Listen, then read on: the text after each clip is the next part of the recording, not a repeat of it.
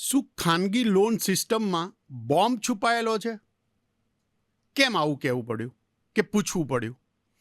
ભારતીય રિઝર્વ બેંકના ભૂતપૂર્વ ગવર્નર રઘુરામ રાજને એક ચિંતા વ્યક્ત કરી છે કે જે દરે ખાનગી ધિરાણ વધી રહ્યું છે, ન માત્ર ભારત, વિશ્વ આખામાં, એ આવનારા દિવસોમાં મોટો ખતરો અર્થતંત્ર માટે, દુનિયા આખીના અર્થતંત્ર માટે સર્જી શકે છે. આ ખાનગી ધિરાણ એટલે શું? પેલા શ્રમિક વિસ્તારોમાં પેલા નાણાં ધીરધાર, સરાફી પેઢીઓ હોય એની વાત કરી રહ્યા છે? એ તો આપણે ત્યાં જ ચલણ છે. એ ક્યાં દુનિયાના બીજા ખૂણામાં આવું ચલણ છે? તો આ ખાનગી ધિરાણ કોને કહે છે, રઘુરામ રાજન? તમને ખ્યાલ છે કે તમે જ્યારે ઘરે fridge, washing machine, oven machine અથવા તો મોટું ટીવી લાવવાનું વિચાર કરતો હોય ને તમારા ગજવા ખાલી હોય તો તમે શું કરો છો? પેલી સિસ્ટમ યાદ છે, buy now pay letter, EMI card. તમારા ગજવામાં પૈસા નથી, પરંતુ હવે અનેક નોન બેન્કિંગ ફિનાન્શિયલ કંપનીઝ બજારમાં આવી ગઈ છે જે તમારા માટે, તમારી ખ્વાહિશ, તમારા સપનો પૂરા કરવા માટે તમને પૈસા ઉધારી પર આપે છે. તમે કન્ઝ્યુમર ડ્યુરેબલ લો છો, એપલ ફોન લો છો 70,000 80,000નો ધિરાણ પર, તમારા ગજોમાં ₹1 નથી અને તમે શોરૂમની બહાર એપલ ફોન લઈને નીકળો છો, કારણ કે કોઈ નોન બેન્કિંગ ફિનાન્શિયલ કંપની તમારા વતીએ પૈસા ચૂકવે છે. આ એ ખાનગી ધિરાણની વાત કરી છે. અને એ ખાનગી ધિરાણ કેમ જોખમી છે એ સૌથી મોટો સવાલ છે. અને એ જો ખાનગી ધિરાણ કંપનીઓ ઉઠી જાય તો તમારા અને મારા વ્યક્તિગત જીવન, આ દેશના અર્થતંત્ર પર શું અસર થાય એ એક ચિંતાનો વિષય છે. મારા અને તમારા ઘરમાં લક્ઝરી આઇટમ આવે, આપણને ગમે, પ્રજાના પૈસા તથા બેન્કિંગ, નોન બેન્કિંગ કંપનીઓના પૈસે આપણે પ્રવાસ કરીએ, મજા લૂંટીએ, એ ગમે. પણ હું અને તમે જ્યારે આ ધિરાણ પરત કરવામાં નિષ્ફળ જઈએ તો આપણે એક નોન બેન્કિંગ ફિનાન્શિયલ કંપનીના ઉઠમણાને નોતરું આપીએ છીએ. અને આ ચિંતાનો વિષય રઘુરામ રાજન અને એના જેવા અનેક અર્થશાસ્ત્રીઓને અત્યારે સતાવી રહ્યો છે. કારણ કે બેન્કિંગ ક્ષેત્રની જે ધિરાણ પદ્ધતિ છે અને જે ધિરાણનો દર છે તેના સામે નોન બેન્કિંગ ફિનાન્શિયલ કંપનીઝના ધિરાણનો વૃદ્ધિ દર 15% જેટલો છે.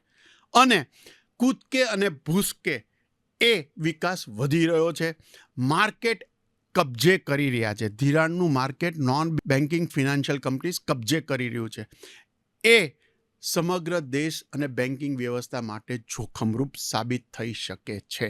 રસ્તો શું છે? રસ્તો એ છે કે રિઝર્વ બેંક ઓફ ઇન્ડિયા એ કેટલાક નિયમો લાગ્યા છે, પરંતુ એ સંપૂર્ણ નિયંત્રણ હેઠળ નથી. એમનું ધિરાણ અને એમણે જે ધિરાણ મેળવ્યું છે એ સુરક્ષિત કરવું પડે. આપણે આપણી ખુશી માટે જે ધિરાણ મેળવીએ છીએ એ કાં તો ઘટાડવું પડે અથવા તો આવી સિસ્ટમ કે આવી જે કંપનીઓ છે એમાં જે આપણે રોકાણ કરીએ છીએ એના અંગે વિચાર કરવો પડે.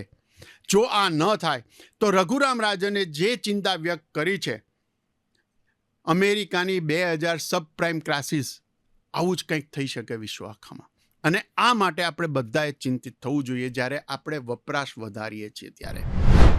નમસ્કાર દર્શક મિત્રો, બેનિફિટ ન્યૂઝના હરેશ ઝાલા ડીકોડ્સમાં આપનું સ્વાગત છે. રઘુરામ રાજન વિશ્વમાં ખ્યાતનામ અર્થશાસ્ત્રી છે. ભારતીય રિઝર્વ બેંકના ગવર્નર થયા એ પહેલાં એમણે એક વખતે ભારતના નાણામંત્રી માટે બજેટ સ્પીચ પણ લખી આપી હતી. આ ઉપરાંત તે અનેક સારી સંસ્થાઓમાં પ્રોફેસર તરીકે, રિસર્ચર તરીકે સેવા આપે છે.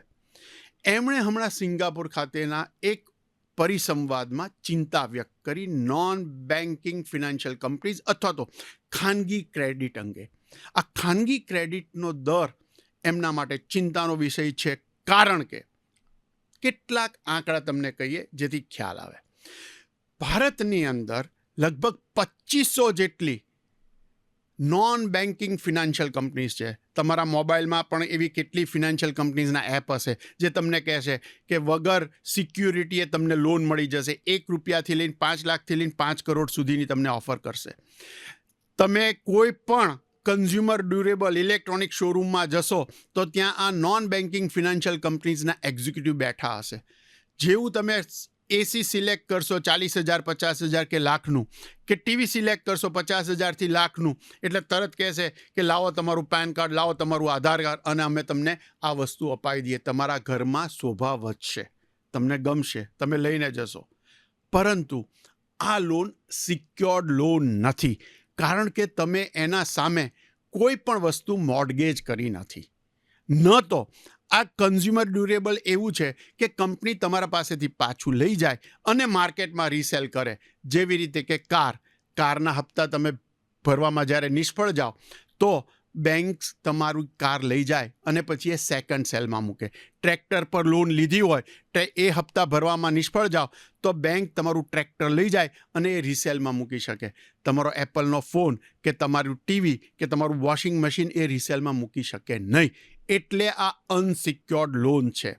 ભારતની અંદર નોન બેન્કિંગ ફિનાન્શિયલ કંપનીઝનું લગભગ 45 ટ્રિલિયન રૂપિયાનું બજાર છે અને દર વર્ષે આ 15થી 17% વૃદ્ધિ દરે વિકાસ પામે છે. આ વર્ષે લગભગ 230 જેટલી non banking financial companies IPO લઈને આવી રહી છે. છેલ્લા 3 વર્ષની અંદર આ નોન બેન્કિંગ ફિનાન્શિયલ કંપનીઝોએ શેર બજાર મારફત ₹70,000 કરોડ રૂપિયાનું ઇન્વેસ્ટમેન્ટ નાના અને ફિનાન્શિયલ ઇન્સ્ટિટ્યૂટ પાસેથી મેળવેલું છે. આ તમામ જે નોન બેન્કિંગ ફિનાન્શિયલ કંપનીઓ ઇન્વેસ્ટમેન્ટ કરે છે અથવા તમને અને મને જે ધિરાણ આપે છે એ માટે એમની પોતાની અસ્કયામત ઉપરાંત એ બેન્કો પાસેથી ધિરાણ મેળવે છે. એટલે એક પણ નોન બેન્કિંગ ફિનાન્શિયલ કંપની ઉઠે એટલે જો એ શેર બજારમાં હોય તો મારી અને તમારી મૂડી સલવાઈ જાય છે. એક પણ નોન બેન્કિંગ ફિનાન્શિયલ કંપની અગર ઉઠે તો જે બેન્કો પાસેથી એમણે ધિરાણ મેળવ્યું છે એ બેન્કોની અર્થવ્યવસ્થા પર સીધી, એમના બેલેન્સ શીટ પર સીધી જ અસર થાય. અને એટલા માટે જ રઘુરામ રાજને ચિંતા વ્યક્ત કરી કે આ નોન બેન્કિંગ ફિનાન્શિયલ કંપની તમારા ઇકોનોમીને બૂસ્ટ કરતું દેખાય છે. કન્ઝ્યુમર માર્કેટ કૂદકે ને ભૂસકે વધતું તમને દેખાડે છે. તમને એમ થાય છે કે ખરીદ શક્તિ વધી રહી છે. ખરીદ શક્તિ આર્ટિફિશિયલી એટલે કૃત્રિમ રીતે મારી અને તમારી ક્ષમતા કરતાં વધારે આપણે ખરીદી કરી રહ્યા છીએ, જે અર્થતંત્ર માટે કોઈ પણ સંજોગોમાં વ્યાજબી નથી.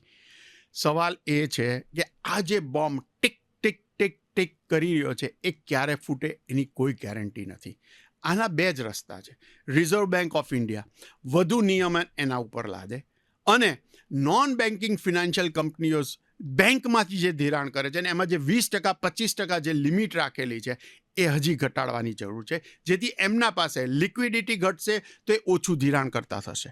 એનાથી નો ડાઉટ કન્ઝ્યુમર માર્કેટ પર અસર ચોક્કસ થશે, ત્યાં ખરીદી ઘટશે. પરંતુ આ ફુગ્ગો ફૂટે અને દેશ અને દુનિયાના અર્થતંત્રને નુકસાન જાય એના કરતાં એની ગતિ ધીમી કરવી વધારે વ્યાજબી દેખાઈ રહી છે.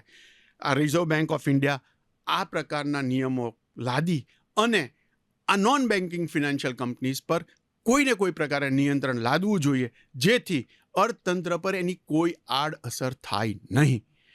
મારે અને તમારે જ્યારે આપણે કોઈ પણ વસ્તુ વાપરીએ છીએ ત્યારે અનસિક્યોર્ડ લઈએ, આ પ્રકારની અનસિક્યોર્ડ જેના સામે આપણે કશું જ મોર્ટગેજ કરતા નથી, આપણી કોઈ અસ્કયામત મૂકતા નથી, ત્યારે એ ધ્યાન રાખવું જોઈએ કે આપણે 100% એ પૈસા પુનઃ જે તે બેંકને અથવા નોન બેન્કિંગ ફિનાન્શિયલ કંપનીને પરત કરીએ છીએ અને આપણે એ બેંકને લૂંટતા કે નોન બેન્કિંગ ફિનાન્શિયલ કંપનીના પૈસા લૂંટતા નથી. જો આપણે સંનિષ્ઠતાથી એ પૈસા પાછા ભરીશું તો પણ આ જોખમ ઘટશે.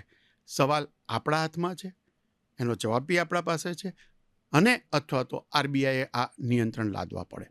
ભારતીય અર્થવ્યવસ્થા પર કયા નિયમથી, કયા કાનૂનથી, કોના અસાધારણ વિકાસથી શું અસર થઈ શકે તેના ઉપર સચોટ મત તમને benefitnews24.com વેબસાઇટ પર જાણવા મળશે.